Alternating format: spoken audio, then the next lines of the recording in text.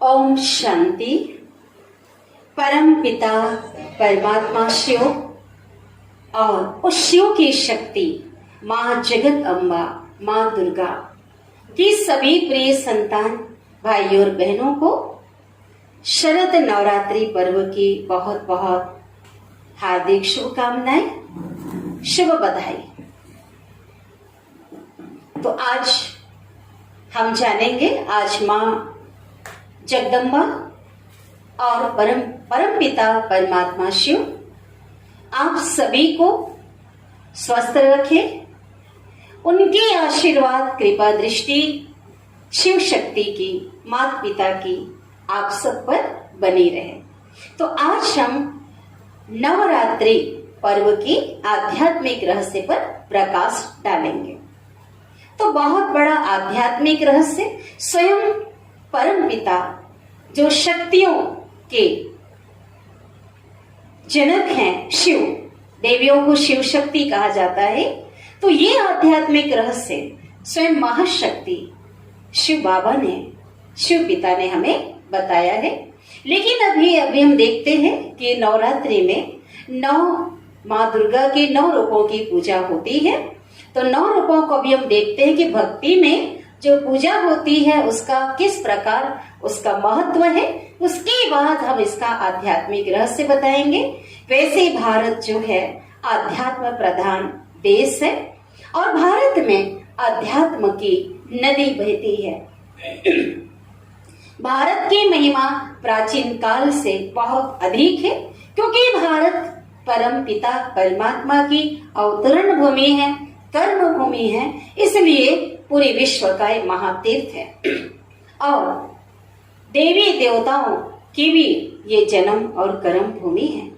इसलिए भारत भूमि की सदा से महिमा रही है और इसकी महिमा कभी भी कम हो नहीं सकती। आज भी नवरात्रि में कितने रूपों की माँ दुर्गा की अनेक रूपों में पूजा होती है। तो यहाँ चित्रों में बताया गया है 9 रूप। तो प्रथम जो रूप है वह बताया है शैलपुत्री के रूप में। प्रथम जो पूजा है शैलपुत्री के रूप में, तो कहते हैं जो हिमालय जो थे पर्वतराज ने तपस्या की थी और भगवती को पुत्री के रूप में प्राप्त किया था। तो इसकी साधना से लोगों के अंदर एक पर्वत की तरह अचल अडोलता आ जाती है। तो ये सभी जो देवियां हैं, जितनी भी देवियां हैं, ये सुख शांति को देने वाली हैं और साथ ही साथ सिद्धि को प्रदान करने वाली है। तो पहली जो पूजा हुई वह है शैलपुत्री के रूप में। दूसरी पूजा जो है वो है ब्रह्मचारिणी के रूप में।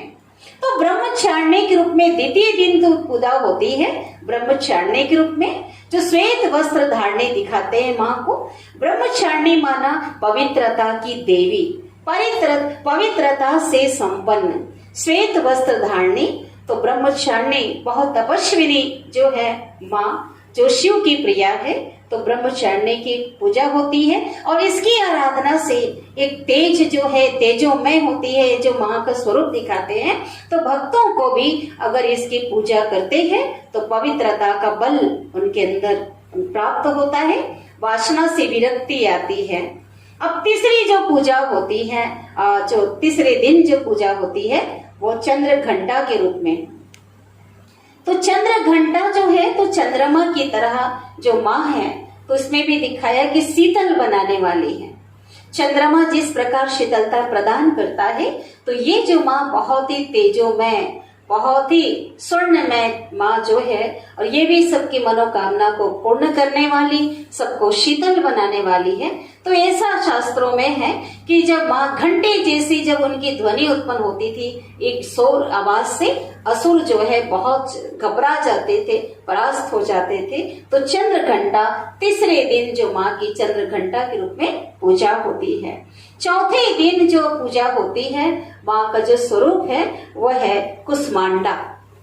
तो कहते हैं कि कुष्मांडा जो भक्ति में जो महत्व है कि कुष्मांडा माने एक हल्के से हंसी से ब्रह्मांड की अंड, तो ब्रह्मांड की उत्पत्ति हुई। तो ये जो माँ जो है, तो ये भी सबके कष्टों को हरने वाली, सबके दुखों को दूर करने वाली माँ कुष्मांडा है। उसके बाद पांचवें दिन जो पूजा होती है वो है स्कंद माता। तो स्कंद माता के लिए आज जो गायन है कि ये जो भी दुर्गा का जो पांचवा दिन जो पूजा होती, जो स्वरूप है स्कंद माता, तो ये जो मोक्ष की प्राप्ति कराने वाली जो माँ है, इसकी जो उपासना से जो भक्त है, श्रद्धालु है, उन्हें मोक्ष की प्राप्ति होती है, सिद्धि की प्राप्ति होती है। तो ये सभी पवित्रता की देवी हैं, इसलिए सबके हाथों में कमल दिखाते हैं, अस्त्र शस्त्रों से सुसज्जित दिखाते हैं। तो इस प्रकार से स्कंद माता कार्तिकेय की माँ के रूप में जानी जाती है। और इस प्रकार से जो छठवें दिन है, तो छठवें दिन कात्यायनी, कात्यायनी के लिए गायन है। इनके लिए जो दृष्टांत बताया जाता है कि कात्यायन नामक एक विश्व प्रसिद्ध महर्षि थे, और विश्व प्रसिद्ध जो महर्षि थे तो उन्होंने बहुत साधना की थी, कि भगवती की साधना की थी कि उसे पुत्री के रूप में प्राप्त करने के लिए।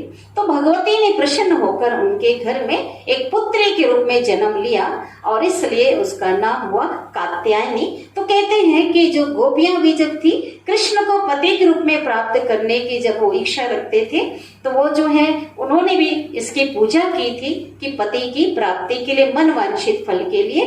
तो सबकी मनोकामना को पूरा करने वाली जो माँ है वो कात्यायनी है। अब जो है 7वें नंबर में जो 7वें दिन जो पूजा होती है माँ कालरात्रि की। कालरात्रि माना खुद भी काल पर विजय प्राप्त करने वाली, और भक्तों को भी काल पर विजय प्राप्त कराने वाली निर्भयता की देवी, जो किसी से जिसको भय नहीं है, वो शक्ति, शिव की शक्ति जो है वो कालरात्रि है, कालों पर विजय प्राप्त करने वाली। 8वें दिन जो पूजा होती महागौरी की। तो कहते हैं शिव को पाने के लिए जो पार्वती ने बहुत कठिन तपस्या की, इतना तप किया, भक्ति में ऐसा गायन है कि उनका पूरा शरीर जो है वो काला पड़ गया।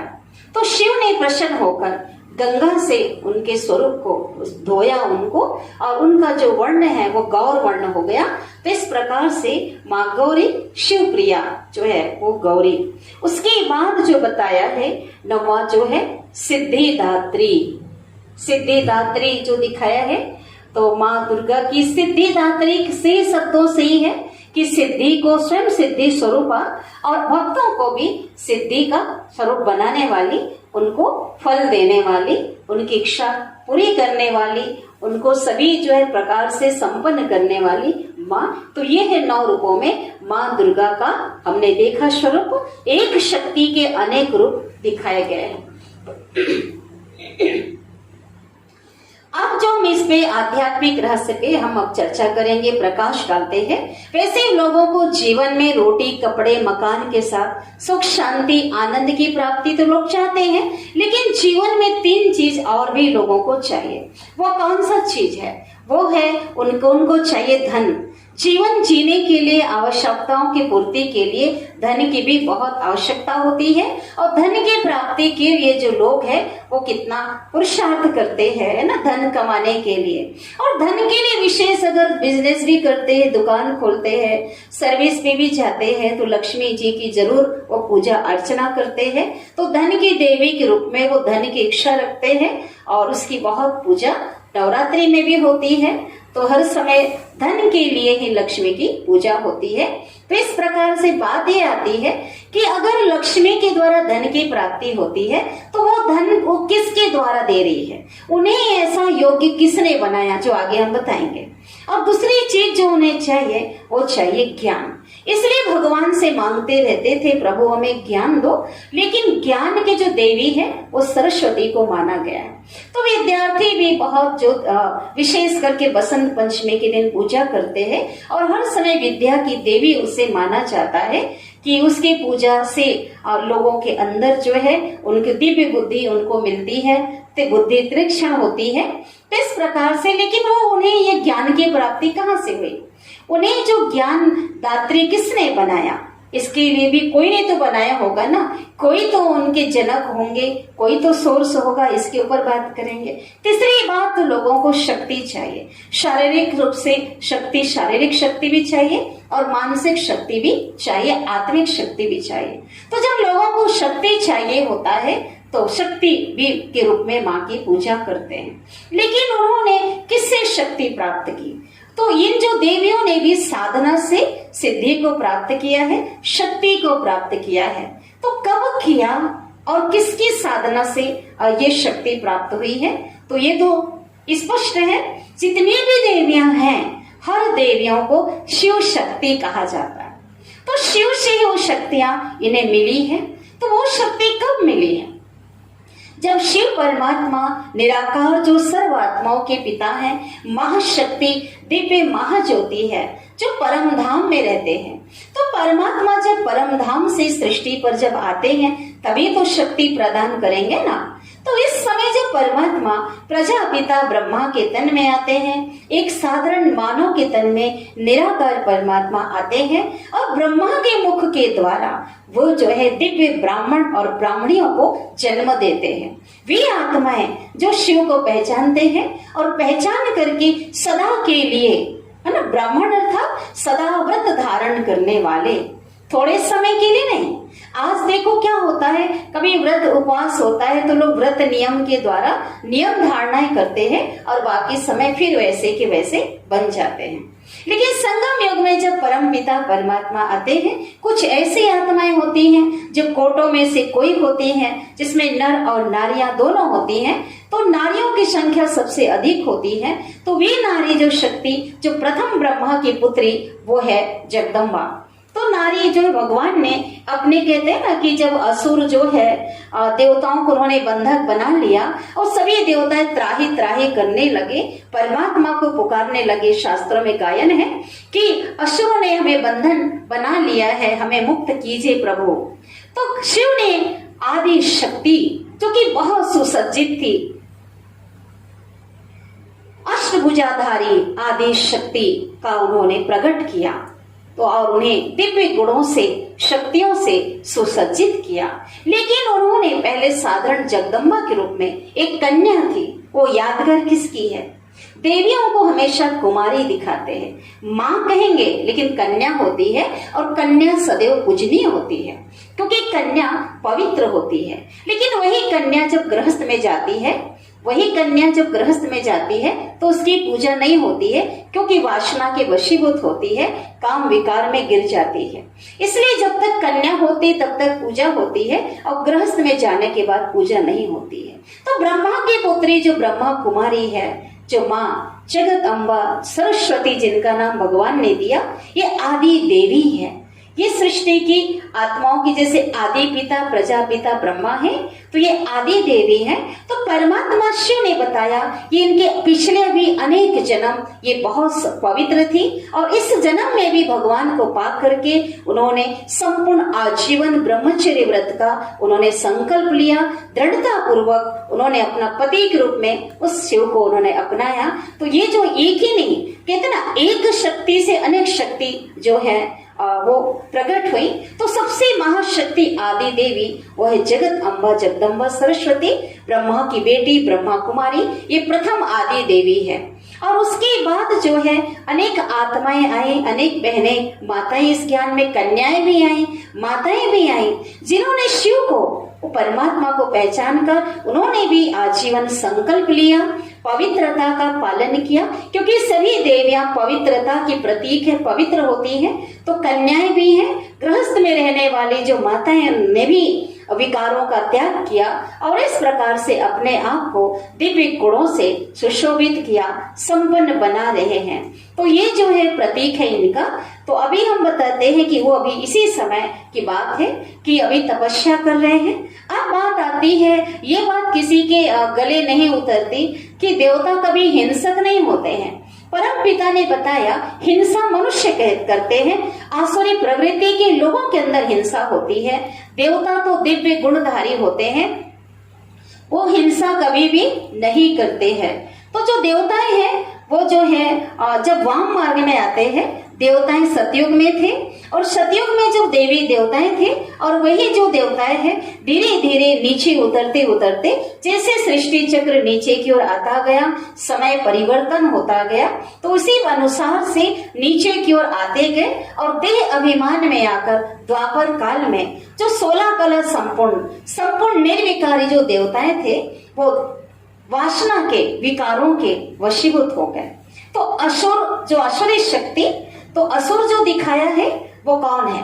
कोई मनुष्य ऐसा नहीं है, कोई राक्षस, कोई बहुत भयानक कोई राक्षस होगा, बड़े बड़े दांत भयंकर, ऐसा कोई ने देखा है क्या? नहीं। परम पिता ने बताया असुर अर्थात आसुरी वृत्ति। तो देवताएं जैसे नीचे आए, मर्यादा की रेखा को पार किया, स्वयं के वास्तविक स्वरूप को भूल गए, देह अभिमान में आ गए, तो असुर जो है काम, क्रोध, मोह, लोभ, अहंकार, ईर्ष्या, द्वेष, घृणा, बहुत से जो आसुरी प्रवृत्ति रूपी जो असुर के बंधक में आ गए, अर्थात उसके वशीभूत हो गए। आज हम देखते हैं जो दैवी कुल की जो आत्माएं थी, जो मेन पूर्वज हैं, सृष्टि की सभी आत्माओं के, सभी धर्मों की आत्माओं की, आदि सनातन धर्म की जो आत्माएं हैं, दैवी आत्माएं, वो उनकी वशीभूत हो गई। खास वो हुए, आम तो आज सारी दुनिया है। और इस प्रकार से वो आत्माएं पहले उन्होंने परमात्मा को पुकारा कि प्रभु हमें इनसे छुड़ाओ, इन असुरों से हमें इन्होंने बंधक बनाया, मुक्त करो। तो परमात्मा ने वो शक्ति, पहली शक्ति मातृशक्ति को प्रकट किया और उसके द्वारा अनेक शक्तियां आज अपना जीवन परमात्मा को सौंप करके आज सभी को वो कार्य छुड़ाने का काम कर रही है।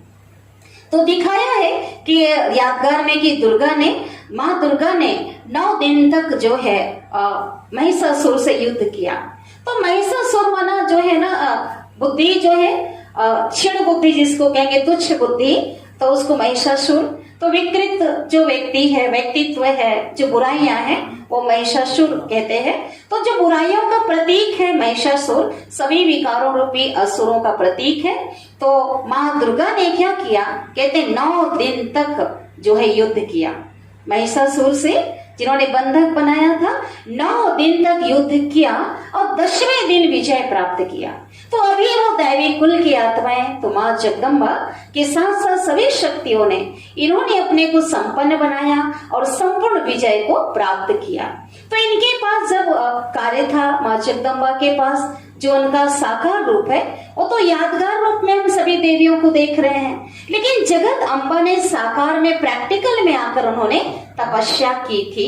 और जो भी उनके पास जाते थे, इनका जो कर्तव्य सूचक जो नाम है, परमात्मा ने इनका नाम दिया था जगत अम्बा। और जो भी इन्हें देखता था, प्रवचन सुनता था, तो वो उन्हें माँ माँ माँ करके पुकारता था। हर एक को एक माँ की तरह भाषण आती थी। और कन्या होते हुए भी इनके जो नैन चैन सभी वात्सल्य से भर गए और सभी को मातृत्व उन्होंने पालना दिया और खुद ही विजयी बनी और अन्य आत्माओं को भी सहयोग प्रदान किया। तो इन्होंने जो है विजय प्राप्त किया। इसी प्रकार अन्य जो है, जो शक्तियां हैं, जो नारियां, वो भी क्या कर रही, शिव शक्ति कहते हैं। जो नारी शिव के सत्य मार्ग पर चलती है वो देवी बन जाती है, जो शिव से जुड़ जाती है। जो नारी, जो आत्मा शिव से जुड़ जाती है वो शिव शक्ति बन जाती है। शिव की शक्ति उसे प्राप्त हो जाती है, उसकी आराधना से, उनकी साधना से, राजयोग के द्वारा। साथ ही साथ जो है आसुरी प्रवृत्तियों पर, विकृतियों पर भी वो विजय प्राप्त कर लेती है। तो इस प्रकार से बताया कि जो शिव शक्तियां हैं अभी वर्तमान समय में सभी आत्माएं आज परमात्मा की याद से आज उनसे शक्तियां लेकर के आज विकारों रूपी असुरों पर, जो राक्षस है, जितनी बुराइयां A to Z जितनी बुराइयां हैं, इस पर विजय प्राप्त करने के लिए सच्ची सच्ची जो देवियां हैं, जो वो क्या कर रही हैं, वो खुद जो है विजय प्राप्त कर रही हैं, इनसे युद्ध कर रही हैं। इसलिए जो देवियों को दिखाते हैं, देवियों को अष्टभुजा जो दिखाते हैं, तो जो अष्टभुजा दिखाते हैं किसी के 8 भुजा नहीं होते हैं, और हाथों में देखो कि पूरे अलंकार दिखाए हुए हैं देवियों का।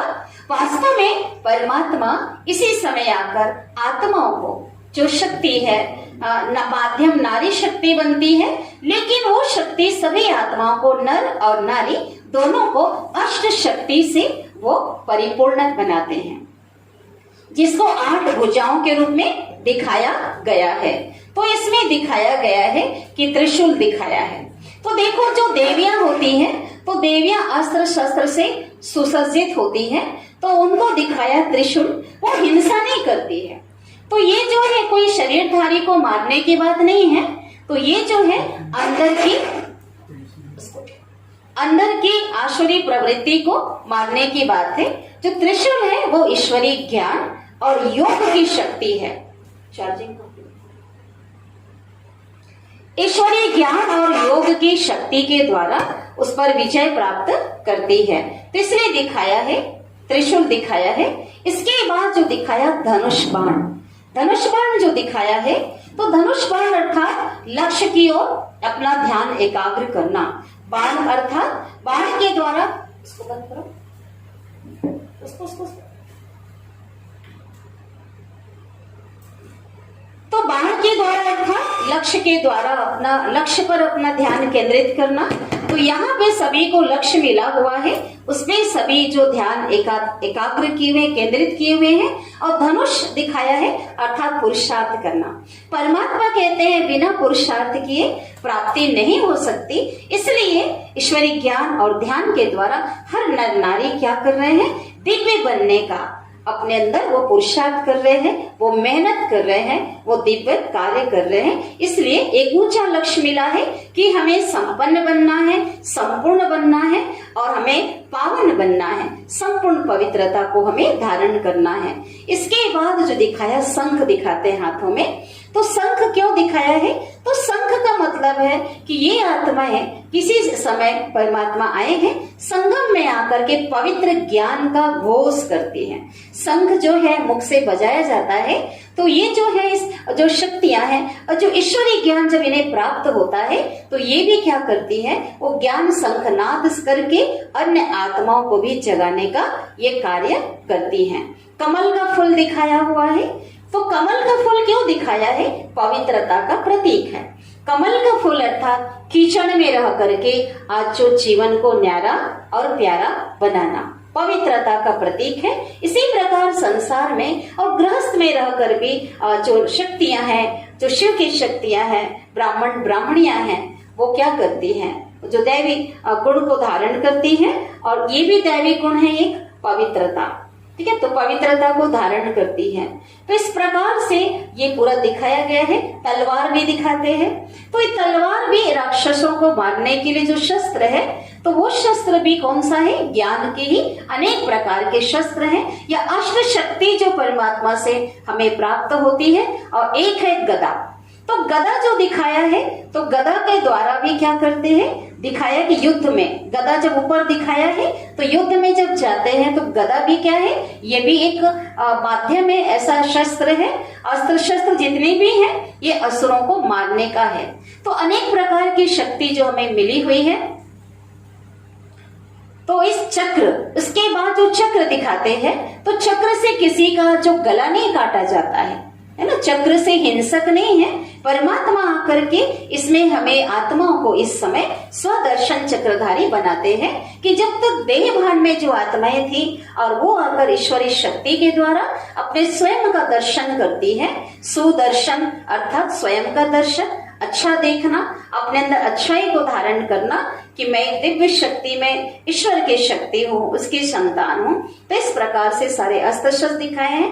देवी का जो स्वरूप है बहुत ही दिव्य दिखाते हैं। आप उनके नैनों में देखेंगे, उनके नैनों में बहुत ममता, करुणा, वात्सल्य, प्रेम से भरा होता है। और स्वरूप को देखेंगे तो शक्तिमय दिखाते हैं। तो बहुत ही शक्ति, आंतरिक शक्ति, क्योंकि राजयोग के द्वारा आत्माओं की सुसुप्त जो शक्तियां हैं वो शक्तियां जागृत हो जाती है। अब दिखाते हैं शेर पे सवारी। तो शेर पे जो सवारी दिखाते हैं, तो शेर पे जो सवारी है निर्भयता की प्रतीक है। इतनी ईश्वरीय शक्ति मिल जाती है कि भय नाम की कोई चीज नहीं रहता। तो आज जो है निर्भयता का प्रतीक कि किसी प्रकार से, हर प्रकार से जो डर है, मृत्यु से डर निकल जाता है, किसी भी प्रकार का भय नहीं होता। इसलिए दिखाया माया जीत, ये विकारों का प्रतीक है।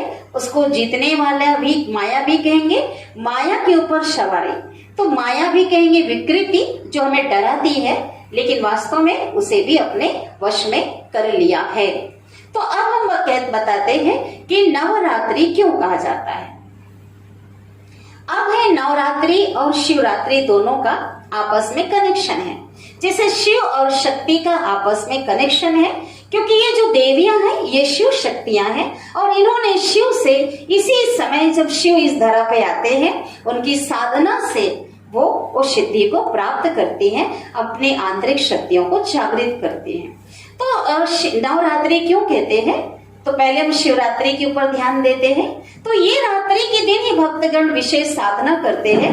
तो ये जो रात्रि शब्द जो जुड़ा हुआ है नवरात्रि के साथ, ये 24 घंटे में आने वाली ये रात्रि नहीं है, ये अज्ञान की रात्रि है। परमात्मा जो शिव है, तो परमात्मा जो शिव है वो इसी अंधकार के समय आते हैं। कहते हैं ना शिवरात्रि, परमात्मा का जो अवतरण होता है इस कलयुग के घोर अज्ञान की रात्रि में, जब मनुष्य स्वयं को भूल जाता है, विषय विकारों के वशीभूत हो जाता है और परमात्मा को भी भूल जाता है, श्रेष्ठ कर्मों को भूल जाता है और दुखी होकर परमात्मा को पुकारते हैं।